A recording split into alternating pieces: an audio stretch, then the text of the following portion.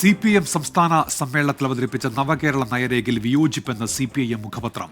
നിർദ്ദേശങ്ങൾ വിയോജിപ്പ് ഉയർന്നുവെന്നാണ് people's democracy പറയുന്നത്. നവകേരള നയരേഖ നടപ്പാക്കും മുൻപ് പൊതുജന വിശ്വാസം നേടണം എന്ന നിർദ്ദേശം.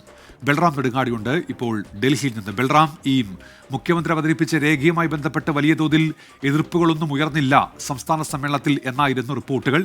ഇപ്പോൾ എന്താണ് പീപ്പിൾസ് ഡെമോക്രസി പറയുന്നത് ബൽറാം?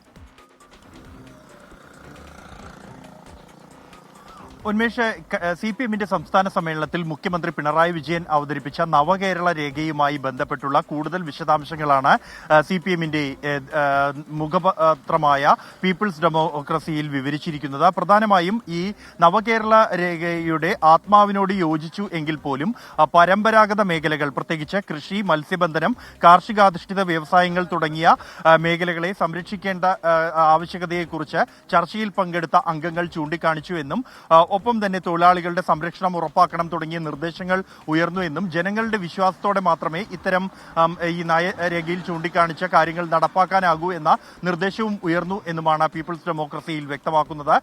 ഈ വിഷയത്തോടെ മുഖ്യമന്ത്രി എല്ലാവരുമായും ചർച്ച ചെയ്ത് സമഗ്ര ചർച്ചകൾക്ക് ശേഷം മാത്രമേ നയരേഖ നടപ്പിലാകൂ എന്ന ഉറപ്പാണ് നൽകിയത് എന്നും പീപ്പിൾസ് ഡെമോക്രസിയിലെ ലേഖനത്തിൽ വ്യക്തമാക്കുന്നുണ്ട്. ഇതോടൊപ്പം തന്നെ സംഘടനാ രേഖയുമായി ബന്ധപ്പെട്ടുള്ള വിശദാംശങ്ങളും പീപ്പിൾസ് ഡെമോക്രസിയിലൂടെ പാർട്ടി സ്ഥിരീകരിച്ചിരിക്കുന്നു. മധ്യവർഗത്തിൽ ശ്രദ്ധ കേന്ദ്രീകരിക്കണം എന്ന നിർദ്ദേശം ഈ സംഘടനാ റിപ്പോർട്ട് വ്യക്തമാക്കുന്നുണ്ട്. ഒപ്പം തന്നെ മധ്യവർഗത്തിന്റെ പ്രശ്നങ്ങളിൽ ഏറ്റെടുക്കണമെന്നും കേരളത്തിൽ ഒപ്പം തന്നെ BJPയുടെ സ്വാധീനം വർദ്ധിക്കുന്നതിലുള്ള ആശങ്കയും ഈ രേഖയിൽ പ്രകടിപ്പിക്കുന്നുണ്ടെന്നാണ് പീപ്പിൾസ് ഡെമോക്രസി വ്യക്തമാക്കുന്നത്. ഉന്മേഷ്, ബൽറാം നെടുങ്ങാടിയാണ് വിശദാംശങ്ങൾ നൽകിയത്.